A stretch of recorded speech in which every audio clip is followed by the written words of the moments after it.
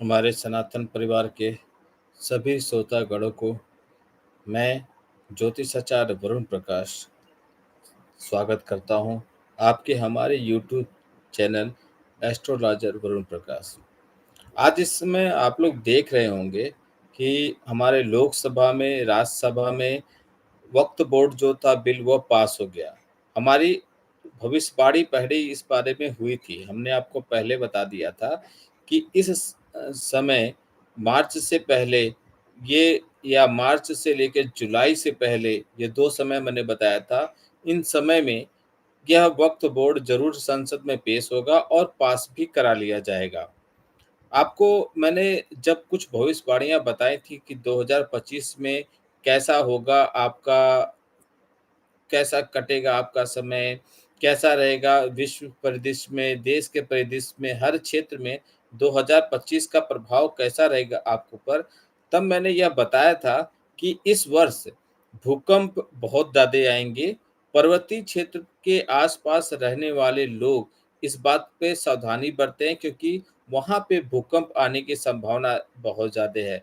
आपने देखा होगा कि अभी जल्दी आप म्यांमार में, थाईलैंड में, बैंकॉक में ज़बरदस्त भूकंप आए और उसका प्रभाव बहुत ज़्यादा देखने को मिला, व्यापक प्रभाव देखने को मिला। आने वाले समय में ये प्रभाव और दिखेगा, भूकंप की संभावना और बढ़ेंगी, समस्याएँ पर्वतीय क्षेत्र में रहने वाले लोगों के लिए और भी विकट होंगे, विकराल होंगे। इसलिए पर्वतीय क्षेत्र के आस-पास रहने वाले लोगों से मेरा निवेदन है कि वो थोड़ा-सा सावधानी बरतें और सँभल के रहें क्योंकि ऐसा दिख रहा है कि कुछ समय में ऐसी परिदृश्य बनेगा कि आपके पर्वतीय क्षेत्र में चलने वाले जो रास्ते हैं ना, उनका कटाव हो जाए, यानी कि आपका दूसरे जगहों से संपर्क टूट जाए, दूसरे शहरों से, दूसरे कस्बों से संपर्क टूट जाए, इसलिए आप लोग बहुत सावधानी बरतिएगा। भारत के ऊपर अमेरिका द्वारा जो टैरिफ का प्रभाव छोड़ा गया है या टैरिफ के रेट में प्रभाव पड़ा है, उसका कुछ ज़्यादा प्रभाव हमारे ऊपर नहीं पड़ेगा। उसके पीछे वैज्ञानिक कारण यह है कि जैसे हमारे सामान का ₹1 दाम था, उसका टैरिफ बढ़ गया 26% या जो भी परसेंट, तो उसका ₹1.26 हो गया। लेकिन जो लोग अमेरिका में सामान वही सामान अपने ब्रांडिंग का बेचते थे ₹2 में, उनका टैरिफ बढ़ के ₹2.26 हो गया। तब भी हमारा सामान वहाँ पे सस्ता रहेगा और हमारे सामान की वैल्यू रहेगी ज़्यादा और हमारे ऊपर कोई ज़्यादा उसका प्रभाव नहीं पड़ेगा। फिर भी सरकार इस पे लगातार प्रयास कर रही है कि इस पे किस तरीके से देखा जाए। ज्योतिष कारण के हिसाब से गुरु के गोचर के बाद जब गुरु का और राहु और केतु का गोचर होगा, ये 3 बड़े गोचर और होने वाले हैं 2025 में। शनि का गोचर हो चुका है, गुरु, राहु और केतु का गोचर होगा। जब यह गोचर होगा, तो आप बहुत तरह के परिवर्तन और देखने को पाएँगे समाज में कि किस तरीके से क्या चीज़ें हो रही हैं, क्या होने वाली हैं। मुझसे बहुत लोग रिक्वेस्ट कर रहे हैं कि गुरुजी बिहार और पश्चिम बंगाल ममता बनर्जी और नीतीश कुमार के बारे में कुछ बताइए। तो मैं आपको बताऊँ तो ज्योतिषी गणना के अनुसार मैं वैदिक ज्योतिष का ज्ञाता हूँ, वैदिक ज्योतिष के हिसाब से अगर मैं पश्चिम बंगाल की पहले बात करूँ तो वहाँ पे जो ममता बनर्जी का राजयोग या गोल्डन टाइम चल रहा था, वह समय अब धीरे-धीरे खत्म हो रहा है। उनका प्रभाव अब धीरे-धीरे कम होगा, वहाँ पर आप देखेंगे दंगाएँ या कुछ राजनीतिक उथल-पुथल आपको देखने को मिलेगा, वहाँ पे बहुत कुछ परिवर्तन होगा। जो प्रभाव ममता बनर्जी का अपने प्रदेश पे अभी तक था, उन प्रभाव में भी आप काफ़ी कुछ परिवर्तन देखेंगे। ममता बनर्जी का आने वाला समय थोड़ा कठिन रहेगा, राजनीतिक चुनौतियाँ उनकी बढ़ेंगी और निश्चित तौर पे उनका प्रदर्शन हमेशा की तुलना में इस वर्ष या 2026 में चुनाव होगा, मतलब आने वाले चुनाव में बहुत प्रभावशाली नहीं रहेगा, बहुत खराब प्रभाव होगा। हमसे जुड़ने के लिए आप हमको कमेंट बॉक्स में कुछ भी चाहें लिख सकते हैं।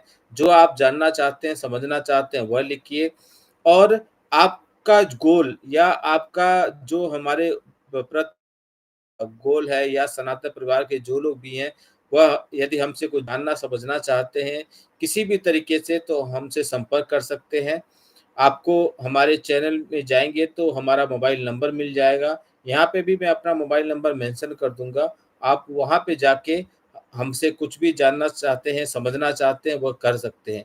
जीवन में एक बात नोट कर लीजिए, जीवन में सबसे बड़ी बात यह होती है कि या तो हम अनजान बने रहें, मैं कुछ जानता ही नहीं, जो होगा वो देखा जाएगा। और यदि आप सब कुछ जानते हैं, तो उन उसके अनुसार पालन कीजिए। अनजान बने रहना मूर्खता की श्रेणी में भी आता है। यदि हम जानबूझ के अनजान बने हैं, क्योंकि ईश्वर ने जब हमको जन्म दिया तो हमारे ग्रहों की स्थिति के हिसाब से हमारे जीवन की सारी कुछ जो रूपरेखा बनी है हमारे जीवन की, शुरू से लेके अंतिम तक का, वह एक कुंडली के रूप में बना के भेज दिया है। कुंडली हमारे लिए आवश्यक होती है। कुंडली में सब कुछ हमारे जीवन के बारे में लिखा है। अब यदि हम उसको समझ लेते हैं और हमको जीवन में कैसे आगे चलना है, क्या करना है, कैसे जुड़ना है, क्या उपाय करने से हमको फ़ायदा होगा, क्या उपाय नहीं करने से हमको फ़ायदा होगा, यदि इन बातों को हम समझते हैं और इस उसी अनुसार उपाय करते हैं, तो हमको सफलता मिलना निश्चित है।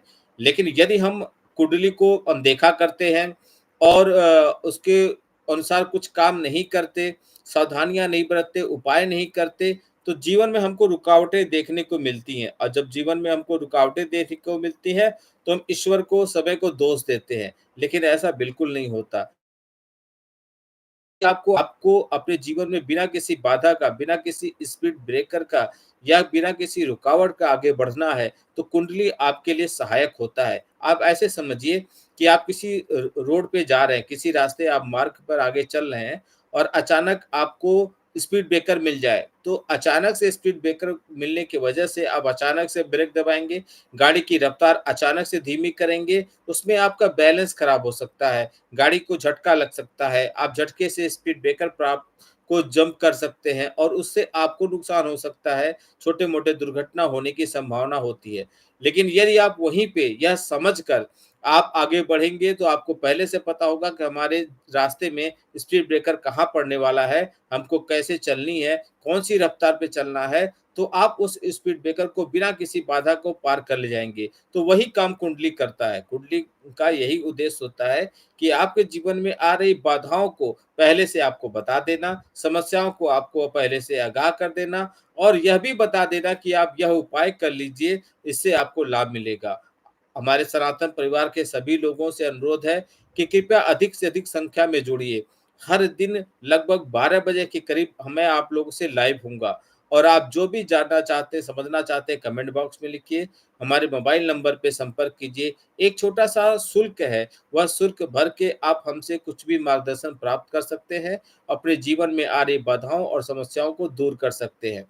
जो आप शुल्क देंगे, उस शुल्क का 50% हम लोक कल्याण चीज़ों में खर्च करते हैं, जैसे कि अनाथालय, सेवा, वृद्धा आश्रम या गरीबों को कुछ दान करना, जिससे आपके द्वारा धन दिए हुए जो आप हमको शुल्क देते हैं, उसमें लाभ का प्रतिशत आपको भी मिले।